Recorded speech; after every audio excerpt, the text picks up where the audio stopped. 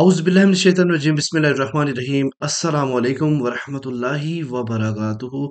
Hello friend, hello EFMS family. उम्मीद है कि आप बिल्कुल ठीक-ठाक होंगे, खैर व आफियत के साथ होंगे। एक बार फिर आपको इंट्राडे ट्रेडिंग के इस एपिसोड में हम आपको वेलकम करते हैं और आज हम फोरकास्ट करने वाले हैं कि गोल्ड आज अपनी नौइयत के लिहाज से कैसा रहेगा।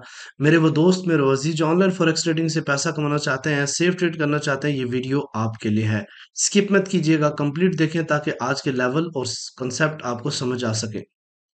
आज हम डिस्कस करने वाले हैं DXY का डेली और H4 चार्ट। इसके अलावा हम डिस्कशन करेंगे आज का टर्निंग पॉइंट, डे 1 की स्टोरी, H1 की स्टोरी और फाइनली आपके पास सामने रखेंगे H4 के लेवल, जहां से मिलने वाली आपको बेहतरीन बाय या फिर इंतखाब करोगे बेहतरीन सेल का।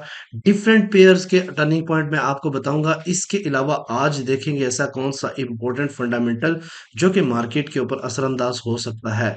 जुड़े रहें हमारे साथ। मैं हूं इरफाक अहमद साकी और आप देख रहे हैं EFMS ट्रेड। मिलते हैं इस ब्रेक के बाद।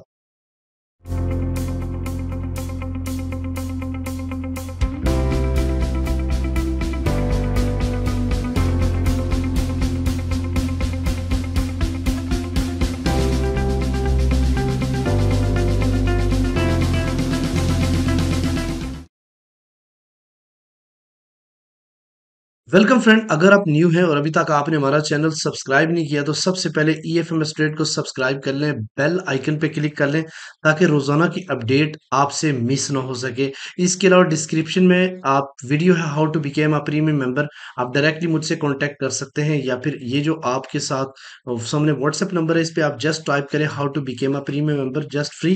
तो हम आप टीम के साथ कनेक्ट करेंगे, वो आपको प्रॉपर प्रोसीजर बताएगी आप कैसे आ सकते हैं। ठीक है जी। आज देखते हैं ऐसा कौन सा इंपॉर्टेंट फंडामेंटल है। चूंकि आज है फ्राइडे और वीक का लास्ट डे और आज कोई फंडामेंटल इवेंट नहीं है। जस्ट दो FOMC हैं जो कि एक मीडियम एक लो इम्पैक्ट न्यूज है। तो आज के दिन फंडामेंटली लिहाज से अगर हम देखें न्यूज के लिहाज से तो कोई भी इतना खास नहीं है कि मार्केट पे असरअंदाज होगी। तो मार्केट मेकर्स और स्पाइक और फ्राइडे लास्ट वीक कुछ इफेक्ट कर सकता है मार्केट के ऊपर। और रेंज बाउंड भी रह सकती है मार्केट, ठीक है। अच्छा, सबसे पहले आज का टर्निंग पॉइंट नोट करें, लेकिन उससे पहले मैं आपको कल का टर्निंग पॉइंट बताता हूँ। कल का टर्निंग पॉइंट हमारा था 2025.6, अगर आपको याद हो तो। ठीक है। तो कल के टर्निंग पॉइंट में अल्हम्दुलिल्लाह उस जब मार्केट बना रहा था वीडियो उस टाइम मार्केट 2028-27 के ऊपर थी। फिर एग्जैक्टली मार्केट यहाँ आई, यहाँ से एक सिग्नल हुआ 90 पिप्स का प्रॉफिट बना और इस जगह से रिजेक्ट हो गई और वापस आई। ठीक है। तो सेम कल सिनेरियो इसी तरीके से इसके इर्द गिर्द ही मार्केट घूमती रही। अच्छा, आज का टर्निंग पॉइंट मैं आपको बताता चलो, एक मिनट दीजिएगा, मैं इसको थोड़ा रिमूव कर लूं। अच्छा, अ, आज का टर्निंग पॉइंट अब नोट कर लें। आज का जो टर्निंग पॉइंट है वो 2024.7 है। आज गोल्ड का टर्निंग पॉइंट 2024.7 है। एक चीज ध्यान में रखिएगा, मार्केट थोड़ा सा ऊपर स्पाइक दिया फिर डाउन साइड की तरफ आ रही है। ठीक है। कल अल्हम्दुलिल्लाह हमने जो रिजेक्शंस दी है वो प्रीमियम और स्विंग मेंबर खुद कमेंट सेक्शन में बताएंगे कि कल किस तरह की जो है ना आप लोगों ने ट्रेड की और कितना जबरदस्त प्रॉफिट बनाया। सब लोगों ने कमेंट सेक्शन में लिखना है ताकि बाकी लोगों को समझ आए कि आप लोगों को कितनी एक्यूरेसी डायरेक्शन एक्यूरेट डायरेक्शन दी जाती है। ठीक है। अच्छा जी। मोस्ट इम्पोर्टेंट कि आज का टर्निंग पॉइंट, ठीक है, 2024.7। अगर मार्केट इससे करीब जाके या इसके ऊपर ही M30 क्लोज करती है तो देन हम बाय डायरेक्शन में देखेंगे। और कहाँ तक देखिए, ये आप लोगों को CP ट्रेड बता रहा हूँ। ठीक है। तो आपको पहला जो आपने प्रॉफिट बुक करना है वो 2030 से पहले पहले। ठीक है। उसके बाद अगर इसको ब्रेक कर जाता है तो देन आप 50% बुक करें और बाकी जो है ना वो ट्रेडिंग का इस्तेमाल करें। 2024 34 और 36 38 का एरिया, वहां तक मार्केट चूंकि वीक हाई बनाई हुई है तो पॉसिबिलिटी है कि मार्केट एक बार फिर आज के दिन लोगों को पजल करने के लिए ऊपर जाए, लेकिन गिरना आज मार्केट में फिर है सेल की तरफ। ठीक है। तो बाय लेने में जल्दी ना करना जब तक बाय का जोन ना आए। ठीक है। तो सेल लेने में भी अपने आज जल्दी नहीं करनी जब तक सेलिंग के प्रॉपर पॉइंट है। तो ये एक स्कैल्पिंग है जिसका टाइट SL रख सकते हैं। यानी अगर CP से ऊपर है तो 2022 से नीचे आप SL रखें और अगर CP से मार्केट नीचे है तो आप 2027 के आसपास SL रखें। ठीक है। तो आज के अंदर ट्रेड करें। अगर डाउन जाती है तो देन आप सेल की तरफ जाओगे। पहला जो सेल का प्रॉफिट होगा वो 20 के आसपास आपने बुक करना है, क्योंकि ये काफी स्ट्रॉन्ग रिजेक्शंस है और देन 2015 और 16 तक लेके जाना है, ठीक है। डीएक्सवाई की सिचुएशन के हवाले से अगर हम बात करते हैं तो डीएक्सवाई को आपको मैंने पहले बताया था, ये बहुत पुराना चार्ट है जो आप लोग समझते भी हो, और बार बार इसकी एक्सप्लेनेशन भी करता हूँ कि मार्केट ब्रेकआउट के बाद दोबारा ये जो रिजेक्शन जोन है इसमें काफी टाइम रही और मार्केट यहाँ से रिजेक्ट हो गई। कल के दिन हुआ क्या कि ये बेसिकली ब्रेकआउट भी हुआ था, मार्केट नीचे आई थी इस एरिया में, यहाँ से न्यूज की इफेक्ट की वजह से ऊपर गई, क्योंकि कल बैक टू बैक जो न्यूज थी वो पॉजिटिव आई, दोबारा से मार्केट ऊपर गई है। आप फिर चांसेस लग रहे हैं कि ये इसका 50% रिकवर करे या 61% करे और फिर दोबारा से ऊपर की तरफ शूट करे। अगर ये दोबारा ऊपर की तरफ जाता है तो गोल्ड को ये नीचे गिरा सकते हैं टेक्निकली, ठीक है। अच्छा, उसके बाद अगर हम डे वन की स्टोरी के ऊपर बात करें तो ये ऊपर बेरिश इनगल्फिंग थी, लेकिन अब ये वाली जो कैंडल है डिमांड जोन से पहले ही उठ गई।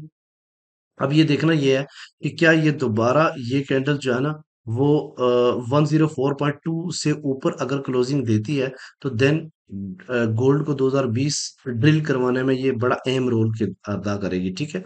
अच्छा, अभी हम डिफरेंट स्टोरीज पे डिस्कशन करने से पहले डिफरेंट पेयर के टर्निंग पॉइंट में आपको बता देता हूँ जल्दी से।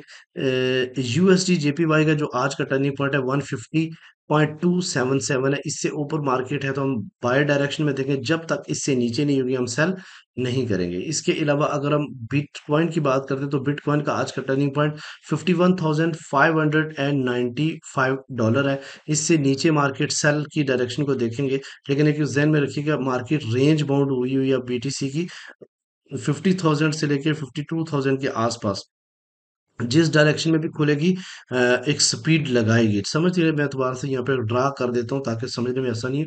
मार्केट इस जगह कुछ इस तरह ट्रेड हो रही है, और ये अगर नीचे गई तो फिर रीटेस्ट के ऊपर मजीद नीचे जा सकती है, और अगर ऊपर खुली तो रीटेस्ट के ऊपर मजीद ऊपर जा सकती है। कंसोलिडेशन पीरियड जो होता है ना ये बड़ा खतरनाक होता है, इसलिए यहाँ बिटकॉइन में ट्रेड करते वक्त थोड़ा सा ख्याल रखें आप लोग, ठीक है। इसके अलावा अगर हम बात करते हैं सेकंड पेयर की, तो सेकंड पेयर हमारे पास है थर्ड पेयर की, तो थर्ड पेयर हमारे पास यूरो यूएसडी है। यूरो यूएसडी का टर्निंग पॉइंट 1.082 है, इससे ऊपर मार्केट रहेगी तो हम बाय करेंगे, इस पॉइंट से नीचे आएगी तो हम सेल रीजन ही देखेंगे, ठीक है। जेबीपी यूएसडी के हवाले से इसका टर्निंग पॉइंट 1.26608 है, इससे नीचे मार्केट रहेगी तो हम सेल देखेंगे, इससे ऊपर रहेगी तो हम बाय देखेंगे। बहुत सिंपल है, और ज़ाहिर बात है अपने डायरेक्शन खुद बताना है, लेवल्स में इसके आपको प्रीमियम के अंदर भी बता दूंगा।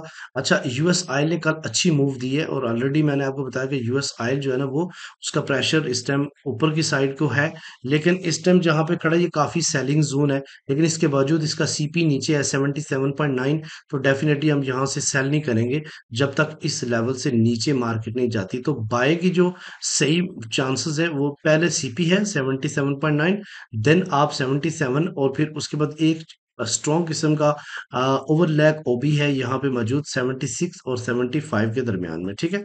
इसके अलावा सिल्वर की अगर हम बात करते हैं तो सिल्वर का टर्निंग पॉइंट 22.7 है, इससे ऊपर मार्केट है तो हम बाय करेंगे, नीचे जाएगी तो ही हम सेल करेंगे। आई होप कि आज के टर्निंग पॉइंट कंप्लीट हो गए। सबसे पहले मैं आपको जरा H1 के ऊपर बताता हूँ क्या कमाल हुआ कल।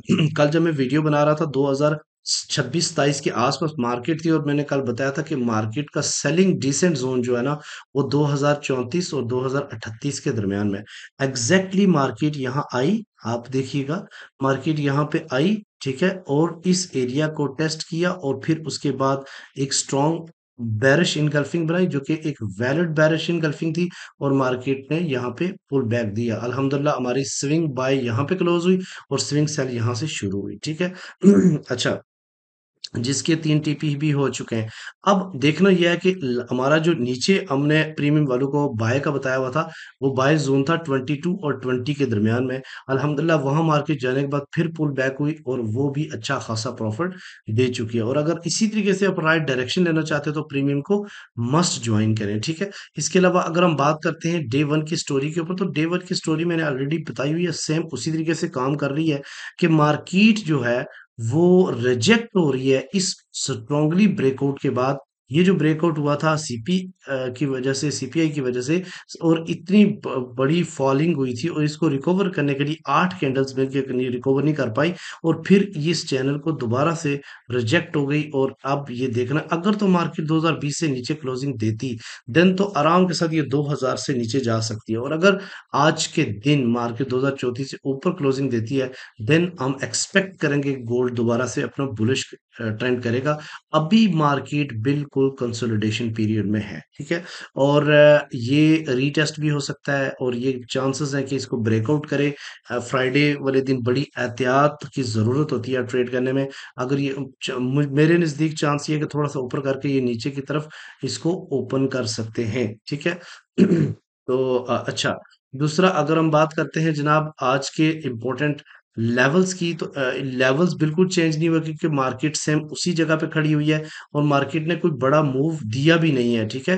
तो लिहाजा मार्केट बिल्कुल सेम उसी जगह पे। लेकिन एक जो इम्पोर्टेंट बात है समझाने वाली, वो ये है कि ये जो चैनल था, जो काफी टाइम से मार्केट इसको रेस्पेक्ट दे रही थी, कभी अप कभी डाउन, कभी अप कभी डाउन, वो प्रॉपर ब्रेक आउट हुआ है, ठीक है। कल ब्रेक कैंडल क्लोज हुई, अब ये रीटेस्ट करने जा सकता है, और यहाँ से दोबारा से फॉल करेगा। अब अगर इसने फॉल किया, तो जो 2020 का एक बैरियर बना हुआ है सपोर्ट के लिए, वो अब थोड़ा सा वीक हो चुका है, और वो ब्रेक हो सकता है। और मार्केट नेक्स्ट जो हमारा है आपके पास सपोर्ट, उसको टच करने की कोशिश कर सकती है। और वो सपोर्ट आपका है, अल्लाह भला करे, आपका 2016 का सपोर्ट है। 2016 से अगर नीचे मार्केट जाती है तो 2001, और फाइनली 1990 और 1994 का एरिया है, ठीक है। इसके अलावा अगर मार्केट इससे ऊपर जाके सस्टेन कर जाती है, तो पहली जो रिजेक्शन मार्केट को देखने को मिलेगी, वो 2037 का एरिया है। और इससे ऊपर H4 क्लोज रहती है, सस्टेन रहती है, तो देन आप 2048 का एरिया नेक्स्ट रेजिस्टेंस के लिए कंसीडर कीजिएगा। और फाइनली 2062 और 66 का एरिया, ठीक है। तो ये थे आज के इंपॉर्टेंट लेवल्स। आज आई होप सो कि 2037 और 2016 के दरमियान में मार्केट रहेगी। और अगर मार्केट मेकर्स कहीं भी जाते हैं, तो फिर तब जाके ये जो 2030 की एक शेल बनी हुई है, और 2020 की जो शेल बनी हुई है, ये टूट सकती है, ठीक है। Stay tune with us, stay discipline, अपनी इक्विटी के मुताबिक ट्रेड करें। और मोर एवर डायरेक्शन लेने के लिए आप प्रीमियम ज्वाइन करें। अगर आपके पास इक्विटी अच्छी है, तो आप हमारा स्विंग भी ज्वाइन कर सकते हैं।